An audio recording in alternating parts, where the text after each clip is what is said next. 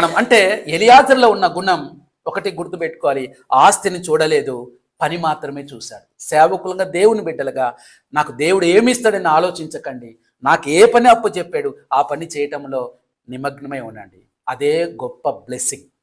దాని మించిన బ్లెస్సింగే లేదు.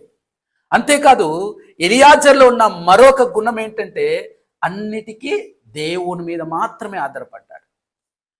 దేవుని మీద మాత్రమే ఆధారపడ్డాడు. తనకు మాట్లాడే టాలెంట్ ఉంది, తను మాట్లాడగలడు, తన బలగమును తీసుకుని వెళ్ళొచ్చు, శక్తి ఉంది. కానీ దేని మీద ఆధారపడలా, దేవుని మీదనే ఆధారపడుతూ ఉంటున్నాడు. ఒక మార్గంలో వెళ్ళాలి, ప్రభా ఈ మార్గంలో వెళ్ళాలి, నేను దీనికి నాకు సహాయం చేయి అని అంటాడు.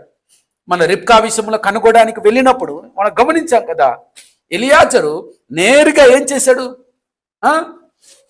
నీలబావి దగ్గర ఆగాడు, దేవునికి ప్రార్థన చేసినప్పుడు